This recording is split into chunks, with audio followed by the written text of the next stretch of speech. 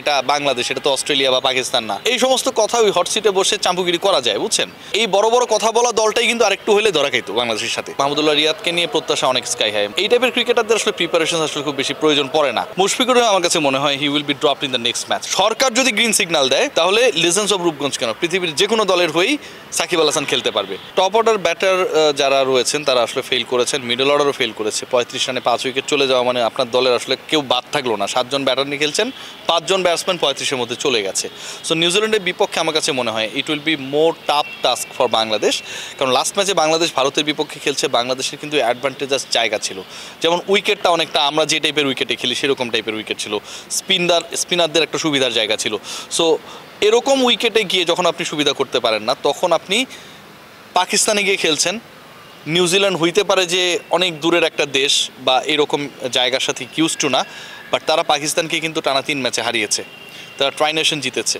এবং সবচেয়ে important part যেটা, যে এবারের চ্যাম্পিয়ন্স ট্রফি তারা শুরু করেছে অসাধারণ একটা জয়, বড় ব্যবধানে পাকিস্তানকে হারিয়ে, স্বাগতিকদেরকে হারিয়ে। সো ওই দলের বিপক্ষে যখন আপনি খেলবেন, যারা অলরেডি পাকিস্তানকে হারিয়েছে, যারা পাকিস্তানে খেলছে, যারা পাকিস্তানে এর আগের সিরিজটা খেলেছে, সেরকম একটা দলের বিপক্ষে যখন আপনি নামবেন, definitely you will be under pressure while you had lost your 5 wickets in 35 runs in the last match. So Bangladesh under pressure থাকবে, বাট আমার কাছে মনে হয় যে এন্ড অফ দ্য ডে আপনাকে গোল সেট করতে হবে যে আপনি আসলে কী করতে চান। If you are confuse then you can't do anything. Bangladesh last ম্যাচটা খেলেছে খুব কনফিউজিং সিচুয়েশন থেকে। আপনি যদি খেয়াল করে দেখেন যে নতুন বলের বোলার হচ্ছে তানজিম সাকিব, আমি তাকে ফার্স্ট চেঞ্জে নিয়ে আসলাম, এটা কিন্তু আসলে হওয়ার কথা ছিল না, কিন্তু এটাই হয়েছে। মুস্তাফিজুর রহমান, যত সময় যাবে, যত উইকেট স্লো হবে, মুস্তাফিজ তত বেশি কার্যকর হবে, ইফেক্টিভ হবে। মুস্তাফিজকে দিয়ে আমি ওপেনিং করালাম along with Taskin Ahmed. So এই যে ডিসিশনসগুলো আমার কাছে মনে হয় যে অনেক ক্ষেত্রে কনফিউজিং ছিল, যেগুলো আসলে বাংলাদেশকে ভুগিয়েছে, পুড়িয়েছে। এবং ওই টাইপের উইকেটে বাংলাদেশ 3 জন পেসার নিয়ে খেলেছে, সেটাও আমার কাছে মনে হয় একটা প্রবলেমেটিক জায়গা ছিল। আপনার কথা শুনে যেটা মনে হলো যে ক্যাপ্টেন্সির জায়গা থেকে হয়তো শান্ত কিছুটা প্রথম ম্যাচে ভুল করেছে, পরবর্তীতে আসলে তাদের কি মাথায় রেখে খেলা উচিত? আমার কাছে মনে হয় যে আপনার বেসিক স্ট্রেংথের কথা মাথায় রাখতে হবে। বাংলাদেশের এখন স্ট্রেংথের জায়গা আসলে কোথায়, এটাও কিন্তু একটা বড় প্রশ্ন।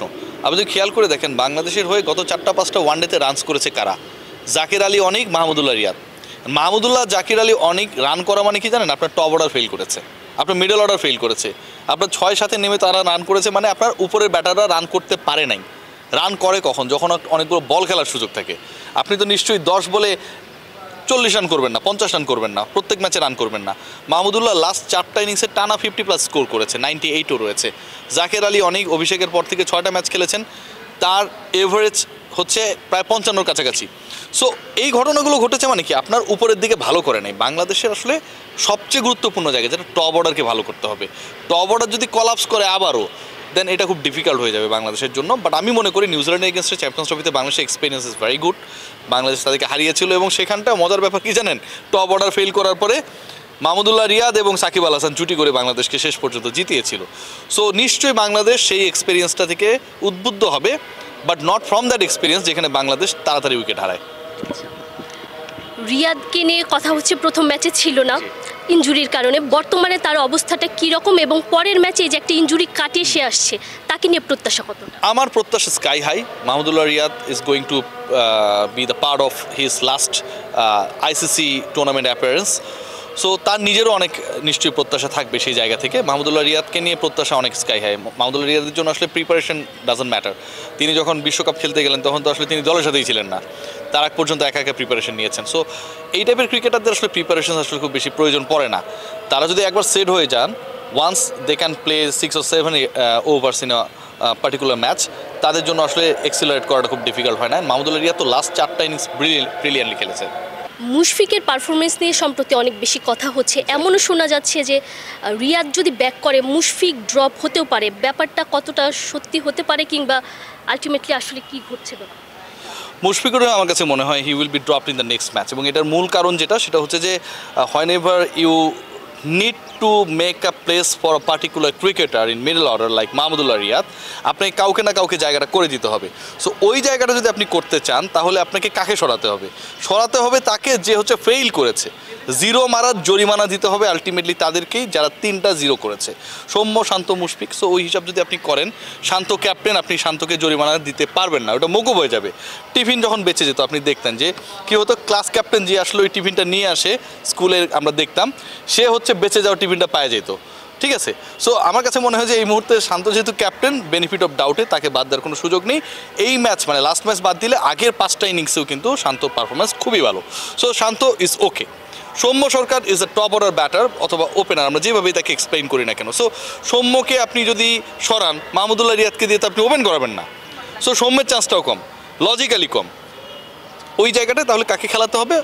Definitely you need someone to drop, যিনি মিডল অর্ডারে খেলে ব্যর্থ হয়েছেন, এবং সেই মানুষটা হচ্ছে মুশফিকুর রহিম। লাস্ট 12টা ইনিংসের মধ্যে তার 51টা, এবং এরকম একটা অবস্থায় আপনি এমন একজনকে দিয়ে রিপ্লেস করবেন যার লাস্ট 4টা ইনিংসে 4টা 50। সো আমার কাছে মনে হয় there is a big chance Mushfiqur Rahim, তার ক্যারিয়ারে খুব রেয়ার ঘটনা হবে যে স্কোয়াডে থাকার পর পারফরমেন্সের কারণে 11-এ যদি না থাকতে পারেন। রাওয়ালপিন্ডিতে নাহিদ রানার খুব ভালো একটা অভিজ্ঞতা আছে, সে 5 উইকেট পেয়েছিল টেস্টে। নিঃসন্দেহে আমরা এটা হয়তো ধরে নিতে পারি রাওয়ালপিন্ডিতে সে একাদশে ঢুকছে। আপনি সে যদি থাকে আলটিমেটলি আপনি তার কাছে কি প্রত্যাশা করবেন? আমার কাছে প্রত্যাশা তো নাহিদ রানা রাওয়ালপিন্ডিকে আবার নতুন করে পুনর্জাগরিত করবে। বাট সবচেয়ে বড় ব্যাপার কি দেখেন, আপনি যখন কোনো একজন পার্টিকুলার ক্রিকেটারকে নিয়ে প্ল্যান করবেন যে ওই জায়গায় তাকে আমি খেলাবো এবং তার কাছ থেকে আমি একটা স্পেশাল পারফরমেন্স এক্সপেক্ট করি, তখন আপনি কি করবেন? তখন আপনি নিশ্চয়ই তাকে খেলিয়ে তৈরি করবেন। কারণ নাহিদ রানা আপনি খেয়াল করে দেখবেন যে এমন একটা অবস্থায় যখন তাকে প্রথম ম্যাচে ড্রপ করা হয়েছে কোনো কারণ ছাড়া, বাংলাদেশ ভারতের সাথে প্রথম ম্যাচ হেরে গেছে, নো ম্যাটার বাংলাদেশ হেরে গেছে, কিন্তু বাংলাদেশ যেই ম্যাচটা অথবা যেই ভেন্যুতে জয় পেতে পারে, যেটাতে আপনার কিছুটা হলেও কনফিডেন্ট হওয়ার মতো এলিমেন্টস আছে, সেই ম্যাচে বা সেই ভেন্যুতে আপনার কি ক্রিকেটারকে নামানোর আগে তো ওই ম্যাচে খেলানোর দরকার ছিল, আপনি সেটা করেন নাই, আপনি কিন্তু সেটা করেন নাই। সো আমার কাছে মনে হয় নাহিদ রানা অনেকটা আনপ্রিপেয়ার্ড অবস্থায় নামবে, এটা একটা বড় সমস্যা। আবার আপনি যদি খেয়াল করে দেখেন, বিপিএল শেষ করেছেন, শেষ 6টা-7টা ইনিংসে মাত্র 1টা উইকেট পেয়েছিলেন, তিনি কিন্তু তার ছায়া হয়েছিলেন। So according to the performance or performance wise confidence যদি আপনি বিবেচনা করেন, নাহিদ রানা কিন্তু দ্যাট মাচ কনফিডেন্ট ক্যান্ডিডেট না রাইট নাও। যেই কনফিডেন্সটা তাকে দেওয়ার আমাদের সুযোগ ছিল, বাট আমরা সেটা করিনি। সেক্ষেত্রে নিউজিল্যান্ডের বিপক্ষে আপনি একাদশে কাদের দেখছেন, এবং বাংলাদেশ যদি আগে ব্যাট করে সেক্ষেত্রে কত করতে পারে? আমি একাদশে আসলে বড় পরিবর্তন বলতে মুশফিক যদি না থাকে বা মাহমুদুল্লাহকে যদি আপনি খেলান, মুশফিক হয়তো ড্রপড হবে। আদারওয়াইজ আরেকটা ঘটনা ঘটতে পারে এখানটায় যে কোনো কারণে মেহেদী হাসান মিরাজ ধরেন ওপেন করলো, এটা খুব রেয়ার। সৌম্য সরকারকে ড্রপ করে মেহেদী হাসান মিরাজকে ওপেনার বানিয়ে, যেহেতু সৌম্য সরকার ড্রপ, ওই ব্ল্যাঙ্কটা মাহমুদুল্লাহ রিয়াদকে দিয়ে ফুলফিল করা, মুশফিকও সেক্ষেত্রে দলে থাকলো। সো এগুলো হচ্ছে আপনার খুব কি বলবো রেয়ার অল্টারনেটিভস, এর বাইরে নাই। আর মুস্তাফিজুর রহমানকে আমি রাখার কোনো পক্ষেই না। মুস্তাফিজুর রহমান এমনিতেই লিমিটেড বোলার এবং তিনি তার কন্ডিশনেই ভালো করতে পারেনি দুবাইতে যেটা খেলা হয়েছে। সো ওই জায়গাটায় I expect Nahid Rana to play. এখন বাংলাদেশ ক্রিকেট নিয়ে তো অনেক কথা বললাম, আজকে সবচেয়ে বড় খবর হয়তো ডিপিএলে সাকিব আল হাসান লিজেন্ডস অফ রূপগঞ্জে যে সে দেশে আসতে চাচ্ছে, এবং তাদের মালিক পক্ষ বলছে সাকিবের দেশে আসার ব্যাপারে তারা আশাবাদী। আপনি ব্যাপারটাকে কিভাবে দেখছেন এবং সাকিবের আসলেও কতটুকু সম্ভাবনা আছে? শুনেন, এটা প্রবাবল এমন একটা সিচুয়েশনে রয়েছে যে আপনি আসলে কনফিডেন্টলি কিছু বলতে পারবেন না। লুৎফুর রহমান বাদল সাহেব যে কথাটা বলেছেন, তিনি দলে নিয়েছেন, তিনি তো আশাবাদী হবেনি, তিনি আশাবাদী বলেই তাকে দলে নিয়েছেন। বাট সাকিব, উনি বলেছেন আমরা ক্রিকেটার সাকিবের জন্য অপেক্ষায় রয়েছি, লেজেন্ড সাকিবের জন্য, যেই কারণে সাকিব আল হাসান একজন সাকিব আল হাসান, সেটার কারণে তারা আশাবাদী। কিন্তু এখন স্টেট মেকানিজম কী ভাবছে সেটা কিন্তু একটা বড় ব্যাপার। রাষ্ট্র পরিচালনা যারা করে, আইন শৃঙ্খলা রক্ষার সাথে যারা জড়িত, তাদের আসলে রোলটা ডিপেন্ড করবে যে Shakib Al Hasan whether he will be the part of the DPL team Legends of Rupganj or not. Shakib Al Hasan যদি গভর্নমেন্টের ক্লিয়ারেন্স না পান, লুৎফুর রহমান বাদল এখানে যতই বলুন, এটার কোনো ভ্যালিড আমরা বাস্তবায়ন অথবা হচ্ছে এটার কি বলবো কনক্লুশন দেখতে পাবো না। End of the day it has to be the call of the government whether Shakib will play the DPL or not. সরকার যদি গ্রিন সিগন্যাল দেয়, তাহলে লেজেন্ডস অফ রূপগঞ্জ কেন, পৃথিবীর যে কোনো দলের হয়েই সাকিব আল হাসান খেলতে পারবে। আর সরকার যদি বেঁকে বসে, তাহলে সাকিব আল হাসান এর আগে যেমন দুবাইতে এসে ব্যাক করে গিয়েছিলেন, সেই অভিজ্ঞতাই হবে। সো লুৎফুর রহমান বাদল যেটা বলেছেন, তার মালিক পক্ষের জায়গা থেকে তিনি সঠিক কথাই বলেছেন যে তারা আশাবাদী, কিন্তু রিয়েলিটি আসলে কতটুকু লুৎফুর রহমান বাদলের মতো করে বাস্তবায়িত হবে, সেই ব্যাপারে আমি খুব একটা আশাবাদী না। আর শেষ প্রশ্ন যদি করি, কালকে ভারত পাকিস্তান ম্যাচ, এই ব্যাপারে আপনার কি মনে হচ্ছে কোন দল জিততে পারে এবং কারা কোন দলের কি প্লেয়ার হতে পারে? আমার কাছে মনে হয় পাকিস্তান জিতবে, কেন জানি আমার মনে হচ্ছে, কারণ ভারত তো বাংলাদেশের সাথে স্ট্রাগল করেছে।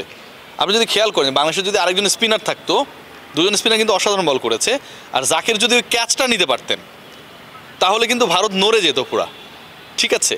সো ওরা কিন্তু কানের কাছে গুলিয়ে গেছে। এখন যে যত বড় বড় কথা বলুক, বীরেন্দ্র সেহবাগ অনেক কথা বলতেছে যে আরে এটা বাংলাদেশ, এটা তো অস্ট্রেলিয়া বা পাকিস্তান না, এই সমস্ত কথা ওই হট সিটে বসে চাম্পুগিরি করা যায়, বুঝছেন? But end of the day Virender Sehwag বাংলাদেশের সাথে খেলে হেরেছেনও, 0-তে আউট হয়েছেন, এরকম বহু এক্সাম্পল রয়েছে। So and of the day আমার কাছে মনে হয় যে যতই বাকবাকুম করুক না কেন, মাঠের খেলাটাই মূল, এবং এই বড় বড় কথা বলা দলটাই কিন্তু আরেকটু হলে ধরা খাইতো বাংলাদেশের সাথে। জাস্ট বাংলাদেশের ভুল প্ল্যানের কারণে, ভুল ক্যাপ্টেন্সির কারণে, ভুল ক্রিকেটার চুজ করার কারণে বাংলাদেশ শেষ পর্যন্ত সেটার মাসুল দিয়েছে। বাংলাদেশ প্রথম 10 ওভারই খেলা নষ্ট করে ফেলেছে যখন 35 রানে 5 উইকেট হারিয়েছে। যদি এমনটা না হতো, যদি এই 35 রানে 5 উইকেট 35 রানের মধ্যে না গিয়ে 10 ওভারের মধ্যে না গিয়ে 25 ওভারে গিয়ে যেত, 90 রান পর্যন্ত থাকতো, বাংলাদেশের যদি ওই সময়টা ক্যাম্প না করতো তাওহিদ হৃদয়ের, যদি আরও 30টা রান হতো, মানে আমি পজিটিভ থাকতে চাই, তাহলে ঘটনা অন্যরকম ঘটতে পারতো। আমার কাছে মনে হয় পাকিস্তান দে আর ফেভারিট, তারা আগের ম্যাচে হেরেছে, ট্রাই নেশনসে হেরেছে, but end of the day Bharat Pakistan match is the different ball game. আচ্ছা, ঘুরে ফিরে যেহেতু বাংলাদেশের প্রসঙ্গটা আরেকবার চলে আসলো, নিউজিল্যান্ড বাংলাদেশ ম্যাচে আপনার প্রেডিকশন, বাংলাদেশ কেমন করবে? বাংলাদেশ কেমন করবে এটা ডিপেন্ড করবে টপ অর্ডারের উপর। বাংলাদেশের টপ অর্ডার যদি ভালো করে, বাংলাদেশ খুব ভালো করবে। সৌম্য সরকার 169 করেছিল, বাংলাদেশ জিততে পারেনি ওই ম্যাচটায়, কিন্তু বাংলাদেশ কিন্তু এন্ড অফ দ্য ডে কাঁপিয়ে দিয়েছিল নিউজিল্যান্ডকে। So it totally depends on the performance of Bangladeshi top order. তারা ভালো করলে বাংলাদেশ ভালো করবে।